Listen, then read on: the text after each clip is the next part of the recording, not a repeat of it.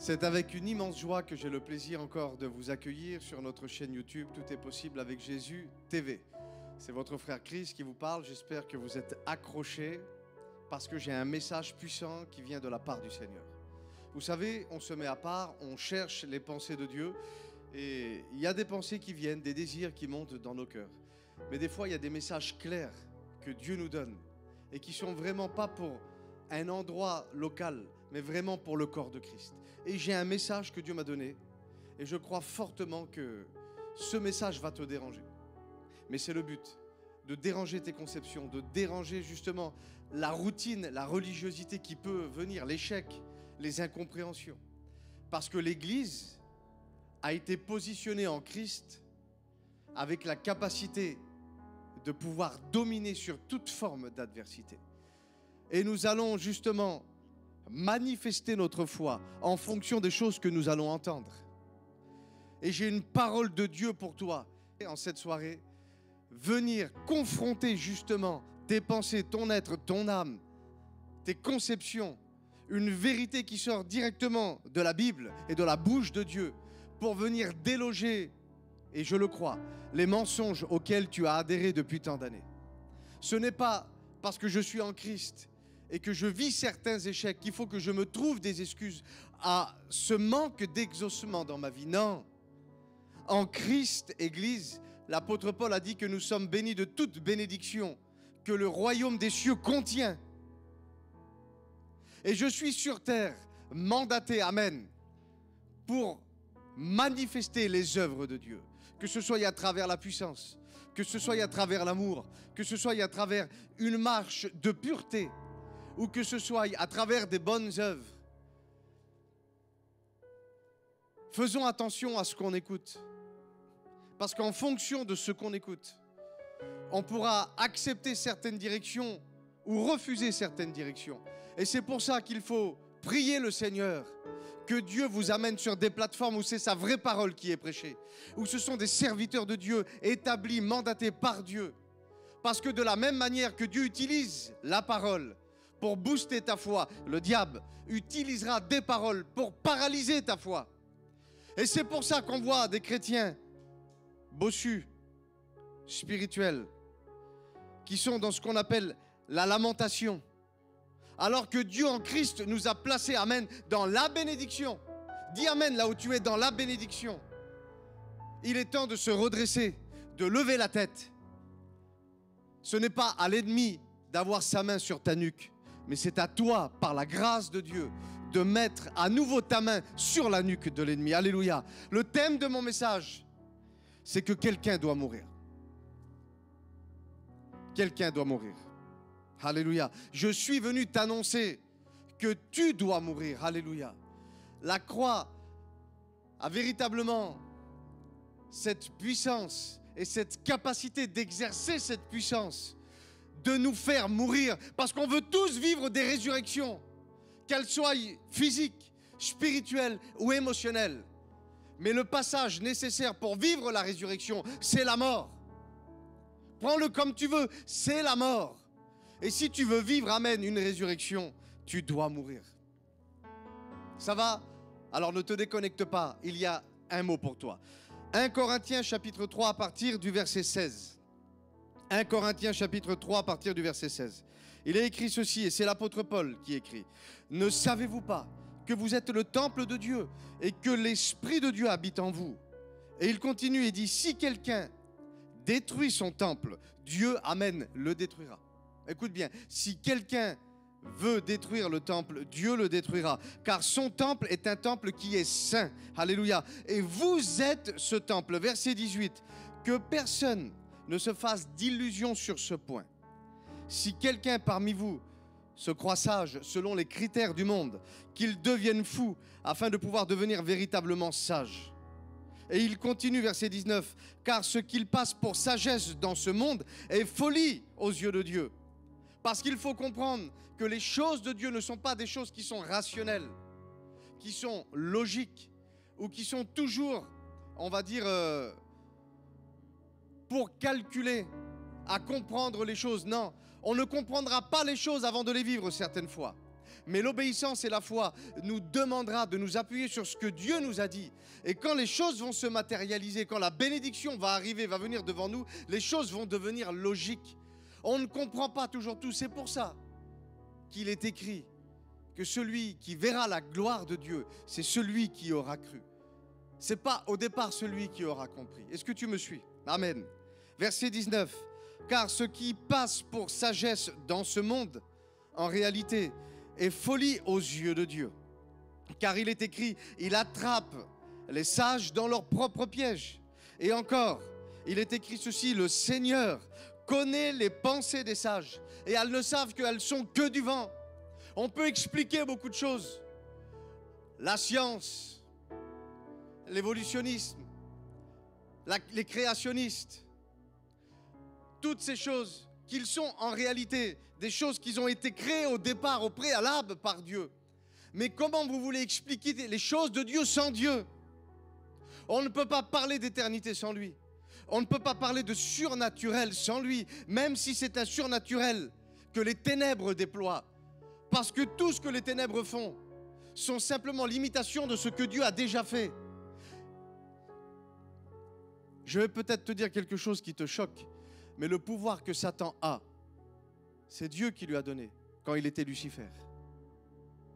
Et nous savons que Dieu ne se repent pas de ses dons. Et Lucifer, qui est devenu Satan, a pris la puissance que Dieu lui a donnée et il l'a pervertie. J'aimerais te dire qu'il ne faut pas se tromper de combat. De réaliser qu'en nous, on véhicule pour nous, Église, née de Dieu, la personne la plus importante et la plus puissante de l'univers. Celle qui va permettre à notre esprit, à nos âmes, de prendre de bonnes décisions, de pouvoir entrer justement dans ce monde physique en manifestant Christ, alléluia, en manifestant la personne de Jésus, en manifestant l'onction, alléluia, pour notre épanouissement et pour qu'on puisse devenir justement des lumières et du sel autour de nous, dans nos églises, dans nos familles, dans nos quartiers, dans nos villes et dans notre nation. Alléluia. Si c'est à toi que je parle, tu me donnes un amen. Alléluia. Plus fort, je ne t'entends pas. Alléluia. Si tu es au volant de ta voiture, tu klaxonnes. Si tu es connecté, tu mets des petites mains comme ça, juste en dessous. Alléluia. Et le texte continue. Verset 21. Que personne ne mette donc sa fierté. Littéralement, on peut traduire ça comme ça. Sa gloire, son appui dans les hommes. Car tout est à vous. Alléluia. Oui, tout est à vous. Alors oui, de manière ponctuelle, la présence de Dieu ou la volonté de Dieu, elle va passer par les hommes comme je suis en train de faire. Je suis en train de prêcher pour te connecter à lui. Mais tu ne m'appartiens pas. Tu lui appartiens. Tu n'es pas mon temple. Tu es son temple à lui. Et l'apôtre Paul écrit quelque chose de très équilibré pour nous faire comprendre certaines choses. Tout est à vous. Et écoutez bien, soit Paul, il parle de sa propre personne, soit Apollos, soit Pierre, soit le monde. Il est en train de mettre son ministère, sa personne, au même niveau que les choses du monde. Écoutez bien, parce que si les choses sont perverties, elles sortent du plan de Dieu. Alléluia. Soit Paul, soit Apollos, soit Pierre, soit le monde, soit la vie, soit la mort, soit le présent, soit l'avenir. En réalité, nous devons être des personnes qui allons être décisionnaires, de refuser les choses ou de les accepter. Est-ce que tu me suis?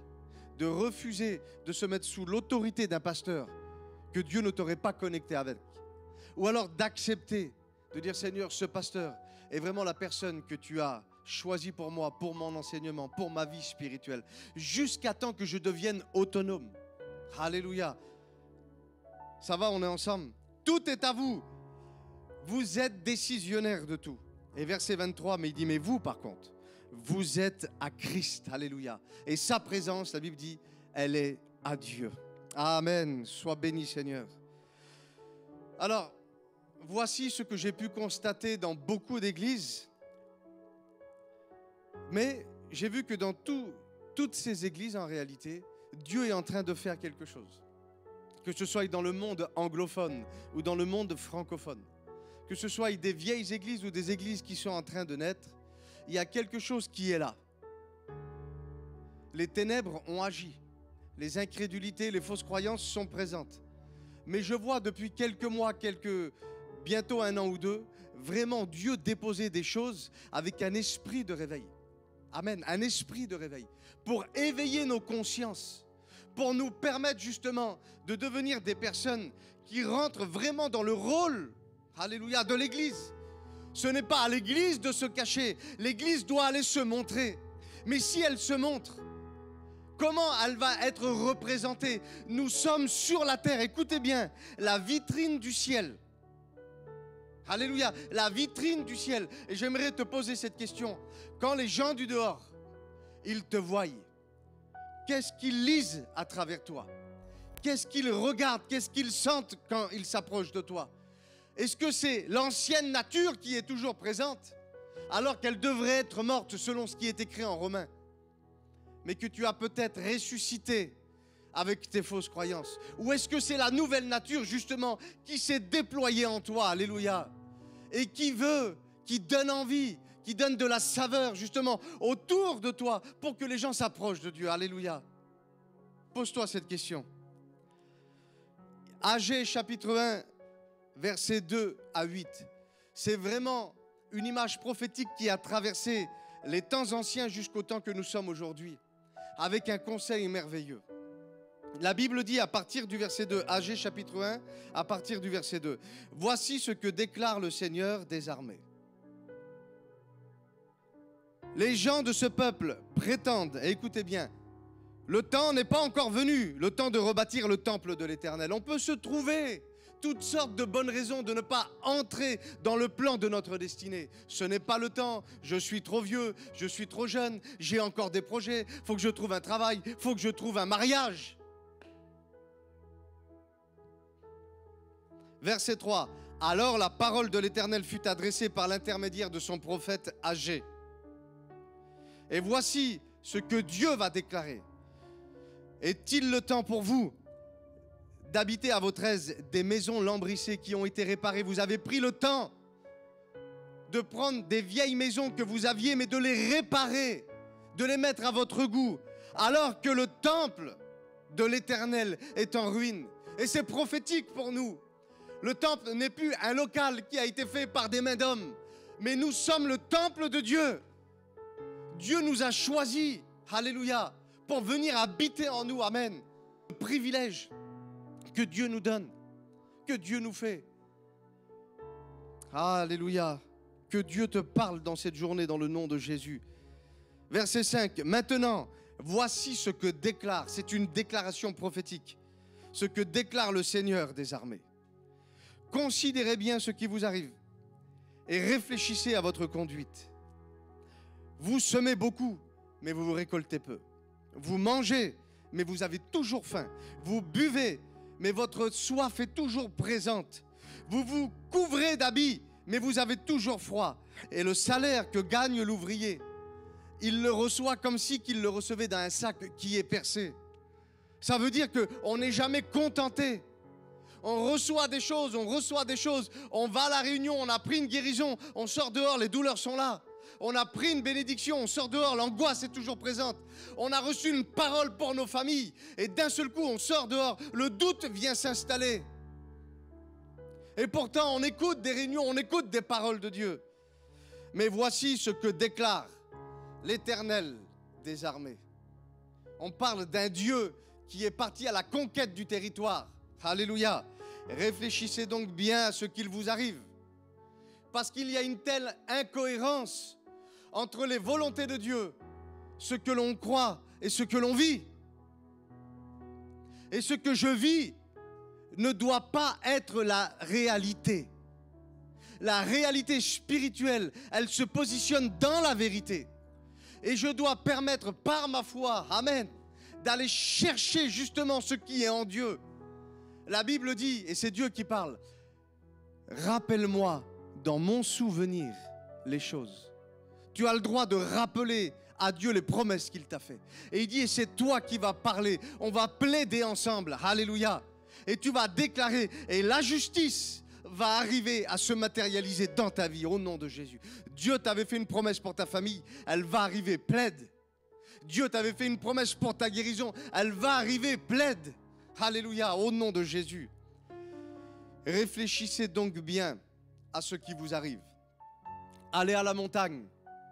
On ne parle pas d'aller dans un monastère, mais la montagne, à cette époque-là, c'était l'endroit où on pouvait se retirer pour être tranquille, pour aller chercher Dieu, pour se concentrer dans sa parole, dans sa présence, dans l'adoration, dans la louange. C'était l'idée de sortir justement d'un endroit où peut-être les enfants sont en train de courir, où il y a trop de monde parfois à l'église, ou alors je me mets une prédication, je suis en train de rouler au volant de ma voiture. Non, il est temps de se mettre à part avec lui, de passer un temps, un face-à-face, un cœur à cœur avec lui. Alléluia. Et voici ce que Dieu va dire. Rapportez-y du bois et bâtissez le temple. Apportez-y du bois. Une version dira, descendez-y du bois. Parce que quand je vais avec Dieu, je monte avec lui. Et il y a une invitation à bâtir sur la terre avec les matériaux qui viennent d'en haut. À bâtir ma vie chrétienne, mon temple, mon cœur, mes émotions, avec les paroles qui viennent de lui. Et regardez ce que Dieu dit. Et à partir de ce jour-là, j'y prendrai plaisir.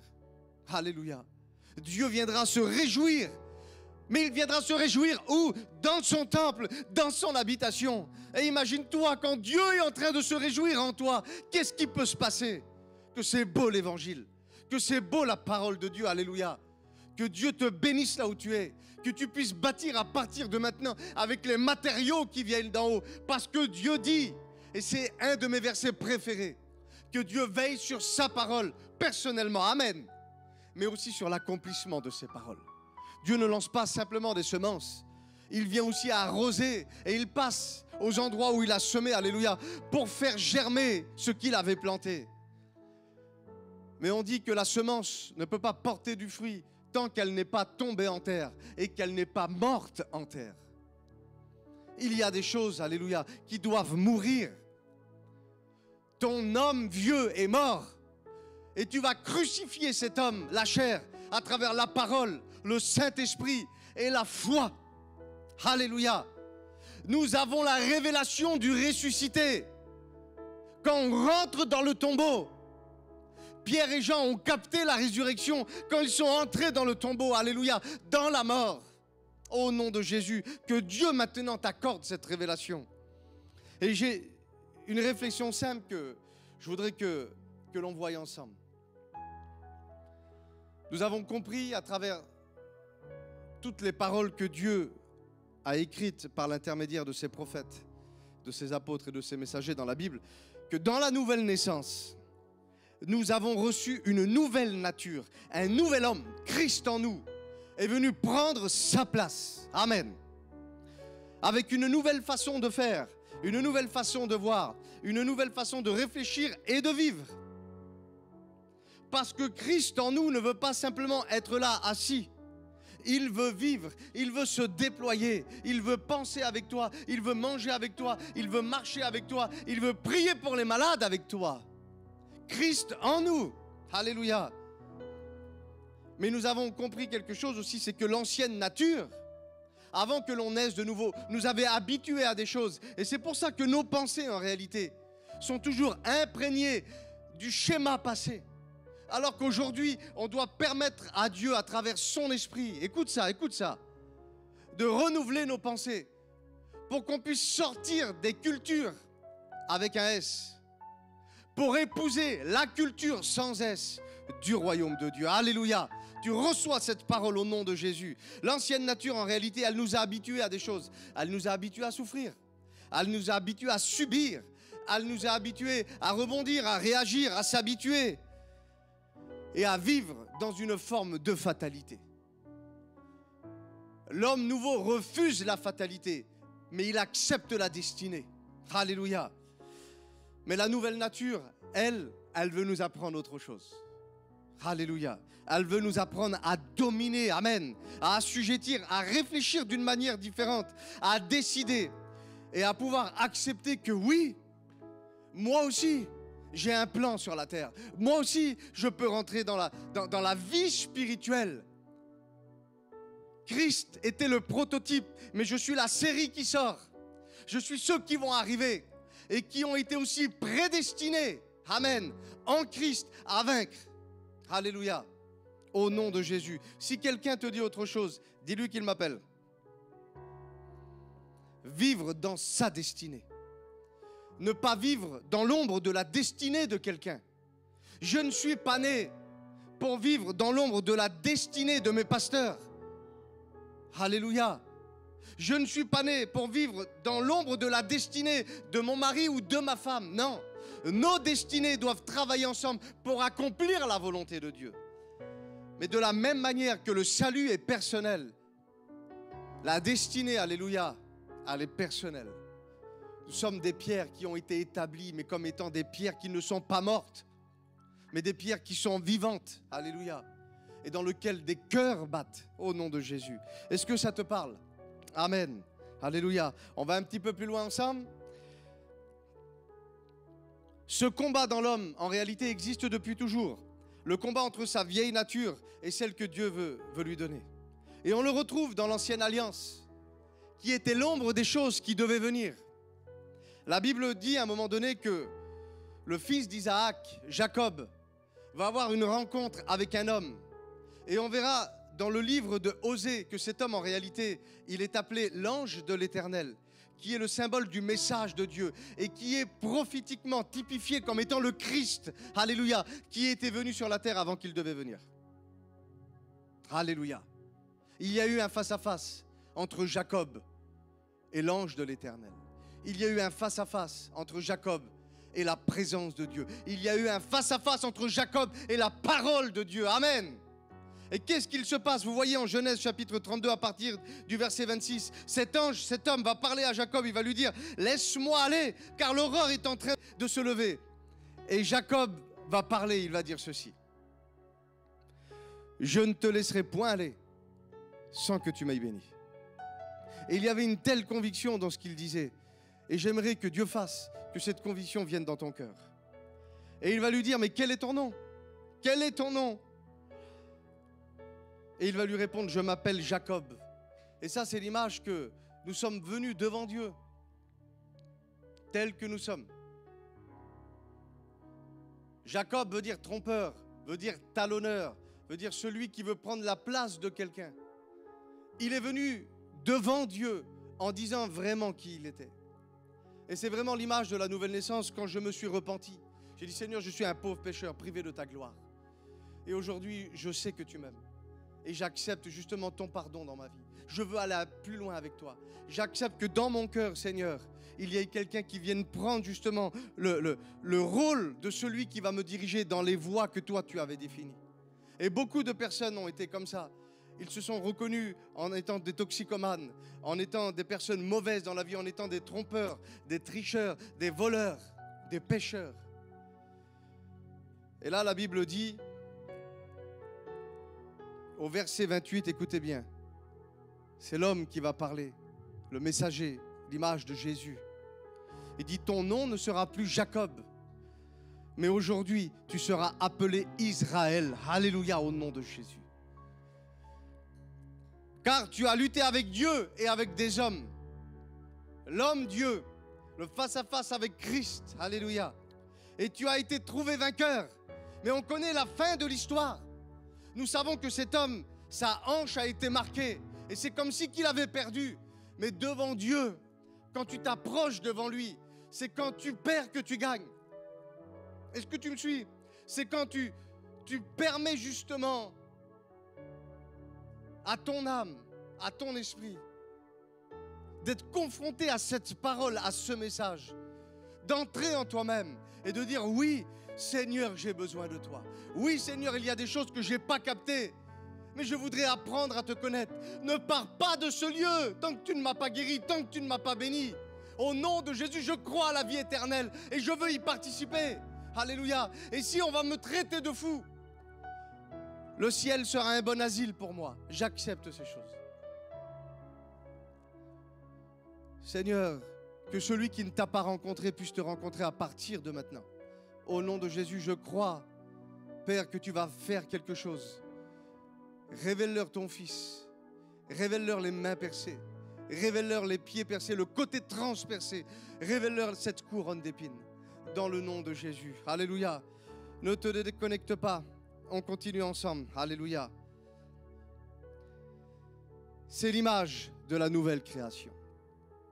Mais si vous voulez, ce schéma de pensée qui a été imprégné, imprimé, téléchargé dans l'ancien homme est toujours présent dans nos pensées. Et c'est pour ça que le doute, les peurs, les échecs, écoutez bien, et la méconnaissance de ce que nous sommes en Christ fait de nous ou veut faire de nous des personnes qui vont soit rester dépendantes, soit devenir dépendantes de leurs émotions. Et ce n'est plus la parole de Dieu qui va diriger, mais c'est les émotions. Ce n'est pas le nouvel homme qui dirige, mais c'est le vieil homme que tu veux ressusciter en toi, qui va reprendre le relais. Et il ne faut surtout pas ça.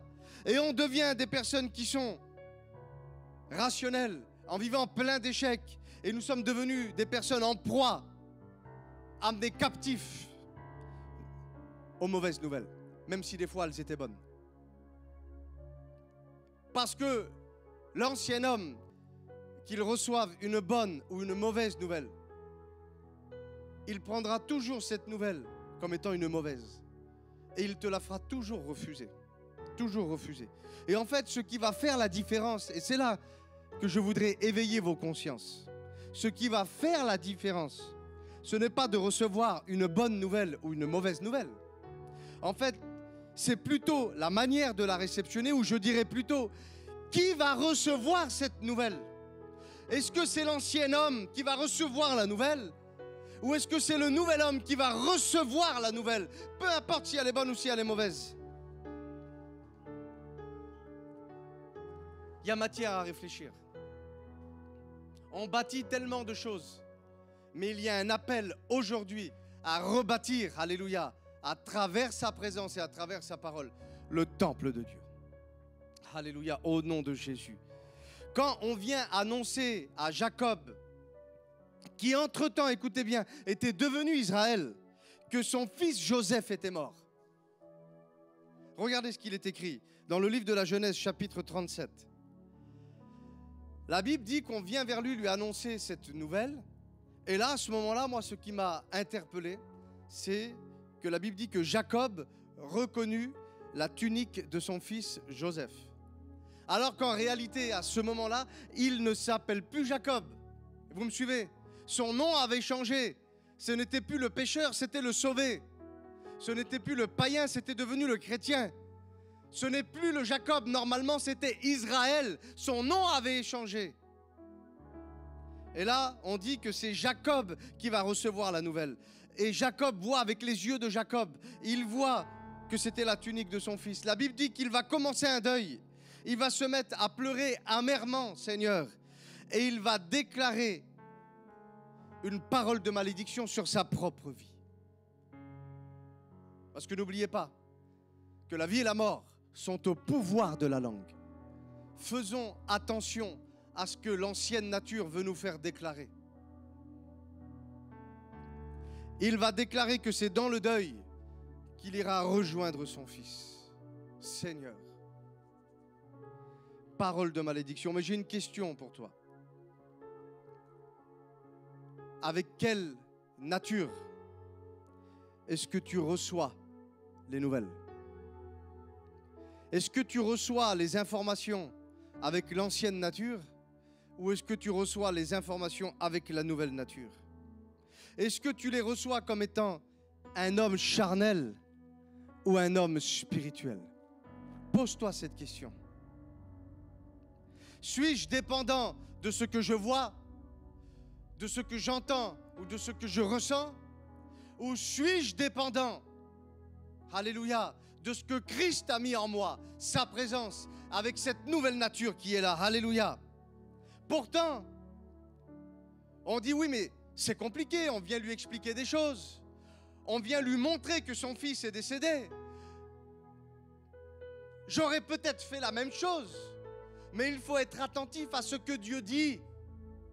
Parce que Dieu veille sur sa parole. Alléluia. Et quand il va se passer des choses, qu'elles soient négatives ou qu'elles soient positives, Dieu a toujours prévenu les gens. Écoutez bien ce que la Bible dit en Genèse chapitre 37 et verset 10. La Bible dit que Joseph, et vous connaissez l'histoire de Joseph, va raconter le rêve qu'il avait eu. Son rêve, c'était que il allait devenir celui qui allait sauver sa famille, celui qui allait devenir le chef de famille, même s'il était un des plus jeunes frères. Il allait être celui qui, contre toute logique, allait devenir la personne que Dieu avait placée en position d'autorité. Mais là, la Bible dit que les frères de Joseph, quand ils ont reçu cette parole, qui était un rêve, une vision, un songe, et qui venait de Dieu, ils n'étaient pas contents. Et la Bible dit que même quand Jacob a entendu, et ce n'était pas Israël qui a entendu, c'est encore Jacob. La Bible dit qu'il a été grondé Joseph. Donc ça veut dire quoi? Ça veut dire que Israël, Jacob, avait reçu la vision de Dieu à travers Joseph. Et donc si Joseph devait devenir une personne qui allait dominer la famille, il ne pouvait pas mourir. Est-ce que vous me suivez? C'est pour ça que j'ai un conseil quand même à te donner. Ce n'est pas important par quel moyen Dieu va faire passer sa parole. Ce qui est important, c'est que la parole passe et qu'on accepte dans l'humilité de recevoir la parole de la manière que Dieu a décidé. Seigneur Jésus. Il y a des personnes qui ont reçu la parole de Dieu à travers le ministère de Judas. On aurait préféré que ce soit Jésus en personne qui vienne nous le dire. Mais soyons humbles. Et acceptons qu'un enfant vienne nous donner une parole de Dieu.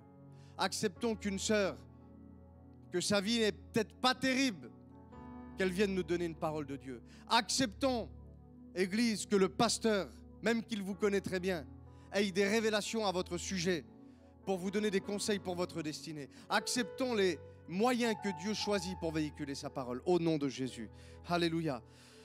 Je prie, et c'est ma prière, pour que ce soit ta nouvelle nature qui reçoivent les paroles de Dieu dans le nom de Jésus. Dans le nom de Jésus. Amen. Genèse chapitre 45 à partir du verset 26. La Bible dit qu'on est venu quelque temps après annoncer une parole de Dieu à Israël, à Jacob, Israël. Et on lui a dit ceci: vis encore. Amen. Une bonne nouvelle est en train d'arriver. Et c'est même lui qui gouverne tout le pays d'Égypte. Mais la Bible dit, écoutez bien, que le cœur de Jacob, c'est toujours Jacob qui est là, alors que Jacob doit mourir. La Bible dit que le cœur de Jacob resta froid parce qu'il ne le croyait pas. Et en fait, quand on manifeste de l'incrédulité, on repousse le Israël qui est en nous et on refait monter à la surface le Jacob qui est censé être décédé. Et une autre parole est venue, et que c'est beau. Parce que la Bible dit que la foi vient de ce qu'on entend. Quand ce qu'on entend vient de la parole de Dieu. La parole de Dieu, la parole de Dieu. Et la foi grandit, et la foi grandit, et la foi grandit. La Bible dit, on vient vers lui et on lui a apporté encore toutes les paroles que Joseph avait dit. Et quand il a vu justement les chars qui étaient là, qui les avaient transportés pour venir annoncer cette nouvelle, c'est alors, écoutez bien, que l'esprit de Jacob reprit vie. Et là, Israël va parler. Alléluia! La nouvelle nature va parler. L'homme nouveau est là en train de parler. Et il va dire, c'est assez. Je refuse le deuil. Je refuse la tristesse. Je refuse de croire que mon fils est mort. J'accepte la bonne nouvelle. Amen. Au nom de Jésus. C'est assez. Joseph, mon fils, vit encore. Et j'irai vers lui et je le verrai avant que je meure. Amen. Au nom de Jésus. J'aimerais que tu te poses une question. Quelles sont les nouvelles que tu as refusées récemment? Quelles sont les nouvelles que tu as refusées récemment et qui t'ont fait du mal et qui ont voulu te détruire? Alors qu'en réalité, au nom de Jésus, il faut que tu comprennes quelque chose. Qu'avant chaque résurrection, il y a une mort. Et il y a parfois des nouvelles, alléluia, merci Seigneur, que Dieu nous donne pour tuer encore certains raisonnements en nous, pour nous apporter la vie. Et c'est une parole que je te donne. Écoute-moi, tu as 25 ans, tu es blonde. Cette parole, elle est pour toi, Dieu me le dit. Cette parole, elle est pour toi dans le nom de Jésus, alléluia. Alléluia. C'est la nouvelle création qui doit parler à nouveau et qui doit croire à nouveau. Et on va lire un texte qui est un texte prophétique pour les temps que nous sommes en train de vivre. Ézéchiel chapitre 36 à partir du verset 24. La Bible dit, je vous retirerai d'entre les nations. C'est vraiment le symbole que le Saint-Esprit, quand il vient nous trouver, il nous sort justement de ces choses pour nous amener dans la nouvelle création. Et il dit, je vous rassemblerai de tous les pays, et je vous ramènerai dans votre pays, qui est la terre promise. Et la terre promise, c'est la présence de Dieu.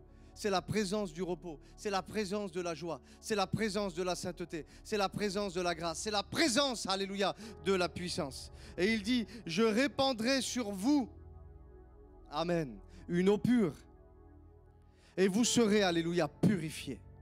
Je vous purifierai de toutes vos souillures et de toutes vos idoles. C'est vraiment l'image du pardon et de la nouvelle naissance qui est en train de venir s'installer, alléluia. Verset 26, et je vous donnerai un cœur nouveau, amen, et je mettrai en vous un esprit nouveau. J'ôterai de votre corps le cœur de pierre, et je vous donnerai un cœur de chair. Écoutez bien, j'ôterai de votre corps le cœur de pierre, ce cœur dur, ce cœur qui est sans émotion, qui ne veut pas recevoir des choses, et je vous donnerai un cœur de chair. Et littéralement, on traduit un cœur qui est circoncis. Un cœur où Dieu a déposé sa marque comme étant une piste d'atterrissage pour qu'un événement glorieux vienne. Alléluia. La venue du Saint-Esprit en nous. J'enlèverai ce cœur dur et je mettrai un cœur de chair, un cœur maniable, un cœur qui sera capable de ressentir, où la marque de Dieu sera là. Et le texte continue, et je mettrai, c'est Dieu qui parle, en vous, mon esprit. Je ne le mettrai pas que sur vous, ou vous ne le verrez pas dans un endroit localisé, mais je viendrai le déposer, amen, en vous, et je ferai en sorte que vous suiviez mes ordonnances. Alléluia. Trop de gens ont dit, c'est dur la vie de Dieu, je n'y arrive pas la vie de Dieu. Soit tu es trompé par l'ennemi, soit tu n'es pas né de Dieu. Parce que la Bible dit que quand la nouvelle naissance est venue s'installer, que le Saint-Esprit de Dieu est venu en nous, il nous permettra justement de pouvoir suivre ses ordonnances et qu'on sera capable de pratiquer, d'observer les lois et la parole de Dieu. Alléluia. Oui Seigneur, au nom de Jésus. Je vais vous donner quelques paroles de Dieu concernant justement la nouvelle création et ceux qui sont appelés à dominer sur la terre. Jérémie, chapitre 31, à partir du verset 29. Écoute ça. En ces jours-là, on ne dira plus, ça veut dire que c'est fini. À partir du jour où tu es né de nouveau, on ne pourra plus le dire. La malédiction s'arrête. La malédiction adamique, la malédiction de famille, elle s'arrête. Et tu es positionné sous une bénédiction générationnelle, celle de Christ. Alléluia. Il dit, en ces jours-là, on ne dira plus que les pères ont mangé des raisins verts et ce sont les dents des enfants qui ont été agacées. Un chrétien né de nouveau, même qui est né dans la sorcellerie, dans sa naissance naturelle, même qui serait né à travers son père dans la franc-maçonnerie, dans des problèmes d'hérédité et de maladie. À partir de toi, la Bible dit que la gloire qui est sur la nouvelle maison sera supérieure à celle de l'ancienne. La malédiction générationnelle s'arrête et Dieu, à travers sa présence, alléluia, te fait entrer dans la bénédiction générationnelle. Au nom de Jésus, celle qui est permise, véhiculée à travers la personne de Dieu. Amen. Exode, chapitre 14, versets 13 et 14. Écoutez bien. Moïse répond au peuple. Et je pense que c'est ce que je suis en train de faire. Tu as posé des questions à Dieu. Le peuple souvent est dans la confusion. Parce que qui écouter, qui croire, n'écoute pas un pasteur. Mais vérifie ce que le pasteur dit. Alléluia, vérifie ce que le pasteur dit. Parce que c'est très facile de bien parler. C'est très facile de motiver les gens. Mais la parole de Dieu, elle produit un fruit radical et sur le long terme. Sur le long terme. Les choses anciennes sont passées et des choses nouvelles doivent arriver se planter, grandir et se manifester. Et il dit ça. Moïse va répondre au peuple. Ne craignez rien. Restez en place. Oui, mais c'est difficile. Restez en place. Crois simplement dans les paroles que je vais te dire. Et regardez. On croit et ensuite on voit. Ne bougez pas. Écoutez et regardez la délivrance que l'Éternel va vous accorder, amen, en ce jour. Car les Égyptiens, et pour nous c'est les maladies, les problèmes, les difficultés, la confusion, les amertumes, les ténèbres que vous voyez aujourd'hui, vous ne les verrez plus jamais. Alléluia. C'est une parole de Dieu que je suis venu te délivrer aujourd'hui. Car l'Éternel, alléluia, combattra pour vous et vous soyez dans la paix. Croyez dans les paroles de Dieu et demeurez dans le silence. Demeurez dans le silence. Demeurez dans le silence. Alléluia. Exode chapitre 7 et à partir du verset 1. Écoutez bien. Que c'est beau la Bible. Que c'est beau la Bible. L'Éternel va dire à Moïse, j'aimerais vous dire que nous sommes l'époux de Christ. Moïse faisait partie d'une catégorie de personnes qui dans la Bible, on les appelait les amis de l'époux. Et nous sommes l'épouse de l'époux. Et regardez ce que Dieu dit à l'ami de l'époux. L'Éternel dit à Moïse, vois. Il ne lui dit pas seulement entends, mais vois, il y a quelque chose qui va se passer. Je te fais Dieu pour Pharaon. Ça veut dire celui qui essaye de te tuer, celui qui veut te maintenir en esclavage, celui qui est sans cesse en train de te malmener à travers ces nouvelles qui est en train de te lancer. Je te donne la capacité d'être comme moi devant lui. Il le met dans une position d'autorité. Alléluia. Et l'Église, à travers la présence de Dieu, a reçu une délégation d'autorité. Le pouvoir de dominer sur les serpents et sur les scorpions. D'être Dieu devant l'ennemi. En lui disant, ce n'est plus toi qui vas me diriger à travers ta parole. Parce que oui, il y a une époque où c'était le serpent qui mangeait la poussière. Et c'était prophétique parce que nous sommes nés de la poussière. C'était à travers les paroles qui sortent de la bouche du serpent que la poussière allait être dirigée. Mais j'aimerais te dire, alléluia, qu'à Gethsémané, Jésus était à genoux et il a parlé au Père en passant par la poussière. Une autre parole est venue sur la poussière pour racheter justement la malédiction qu'il y avait sur la poussière. Et quand on souffle sur la poussière, cette poussière s'élève.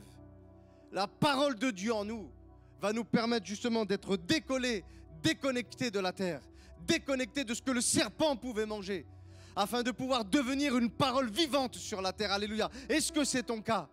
Est-ce que tu le veux? Alléluia, au nom de Jésus.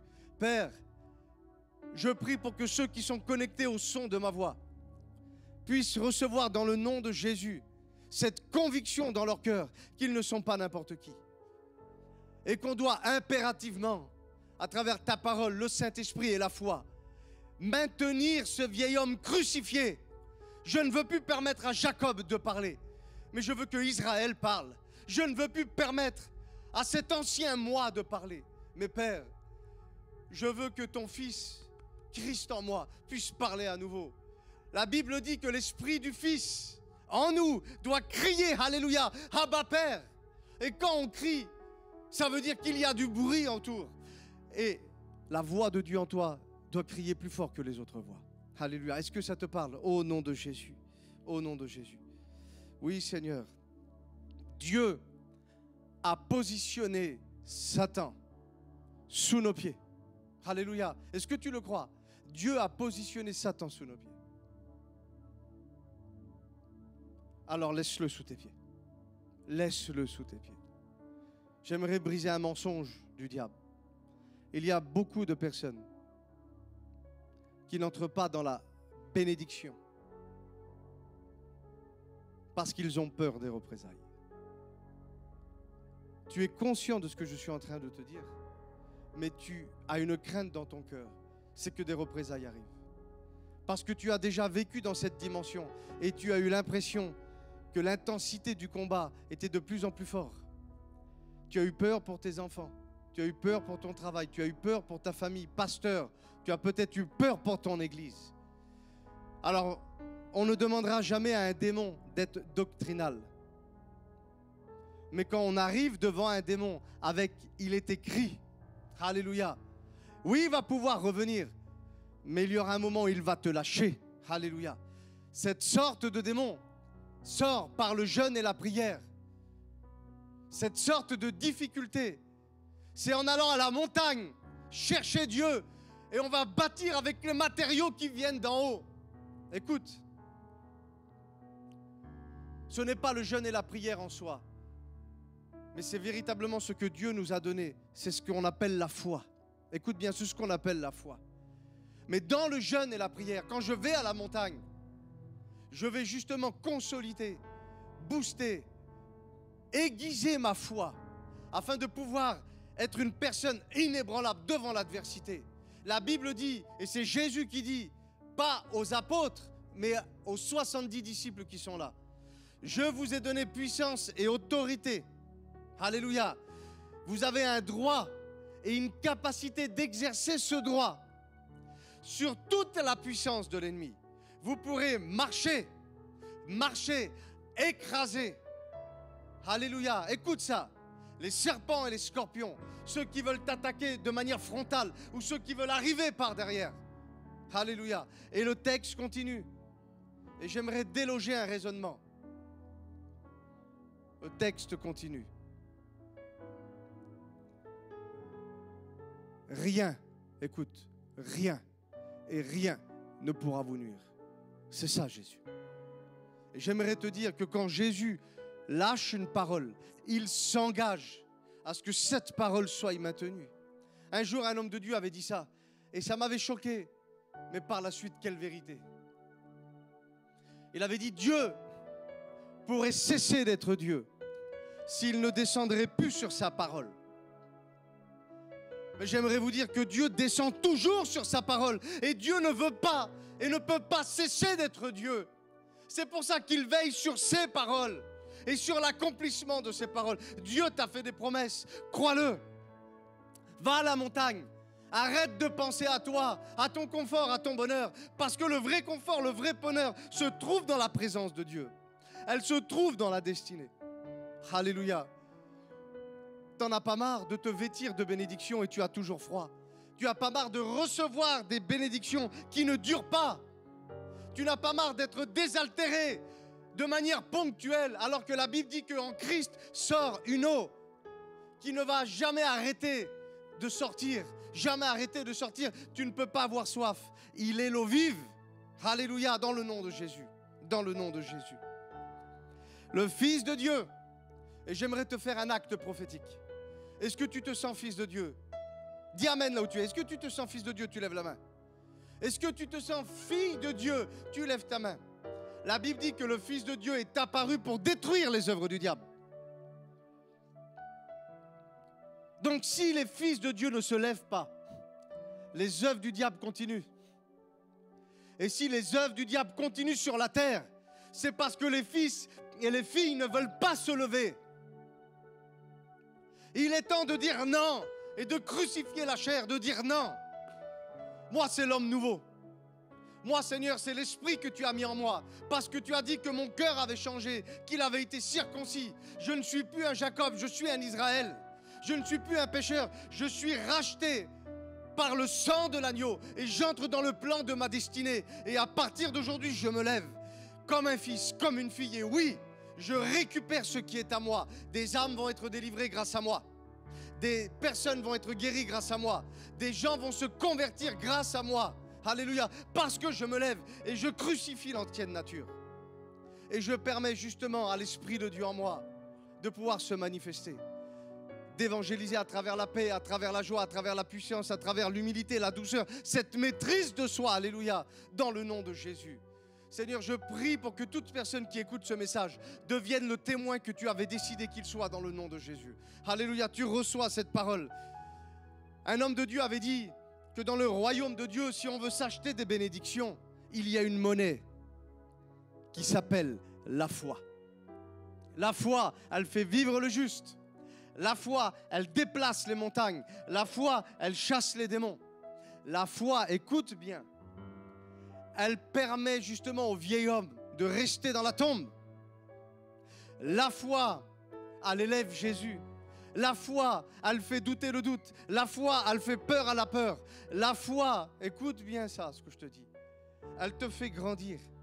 Et elle fait de toi un modèle pour les gens qui entrent dans la foi au nom de Jésus. Que cette foi soit trouvée en toi. Vous savez, la Bible dit que Dieu se penche sur la terre des hommes pour chercher justement un homme qui soit intelligent et qui le recherche. Et on recherche Dieu par la foi. Et quand Dieu parcourt la terre avec ses yeux, il cherche la foi dans les hommes et dans les femmes, dans les fils et dans les filles, alléluia, pour manifester sa gloire. La Bible dit que quand on bâtit avec les matériaux d'en haut, que Dieu va se réjouir dans sa maison. Et quand on voit Jésus se promener sur la terre, on le voit se réjouir une seule fois. C'est quand il a vu un homme manifester sa foi. Et il dit, je n'ai jamais vu en Israël, écoute bien, pas en Jacob, en Israël, une aussi grande foi. Et la Bible dit que Jésus était dans l'admiration. Et quand Dieu est glorifié dans son temple, dans sa maison, je défie ton problème de résister. Je défie ton vieil homme de se relever. Au nom de Jésus, la foi, la foi, la foi, la foi, la foi et la foi. Alléluia. Au nom de Jésus. Dans l'ancienne alliance, on dit l'humilité. Dans la nouvelle alliance, on dit la foi. Dans l'ancienne alliance, on dit la repentance. Dans la nouvelle alliance, on dit la foi. Dans l'ancienne alliance, on dit l'obéissance. Dans la nouvelle alliance, on dit la foi. Au nom de Jésus, la foi. Dis avec moi la foi. Dis avec moi la foi. Alléluia. Oui, Seigneur, tu le fais.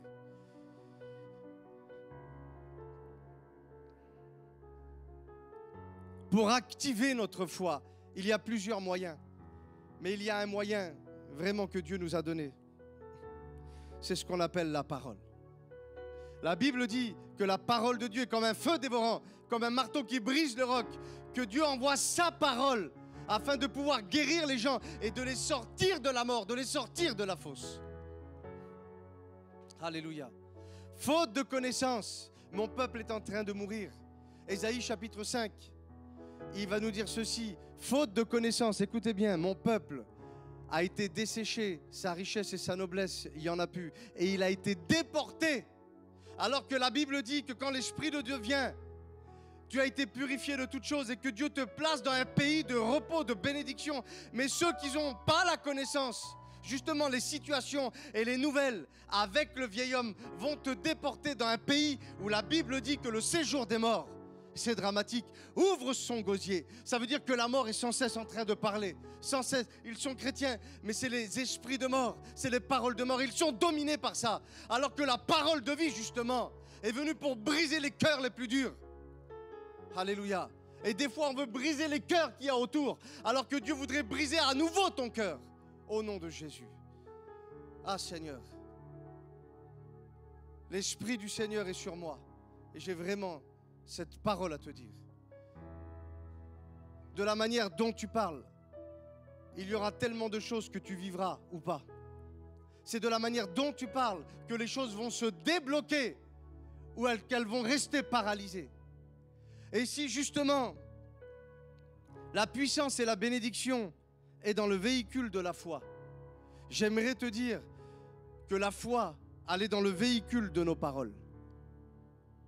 Et si la monnaie du royaume de Dieu, c'est la foi, j'aimerais te dire que la monnaie du royaume de la foi, ça va être nos déclarations, nos proclamations. Alors oui, je sais, il y en a plein qui ne sont pas pour ça. Eh bien, continuez de vous taire, que Dieu vous bénisse. Moi, j'ai décidé de parler et Dieu me bénit. Alléluia. Au nom de Jésus, la Bible dit dans le livre de l'Apocalypse, il y a quelque chose d'extraordinaire. Dieu nous donne une révélation particulière. Ils ont vaincu le diable. Amen.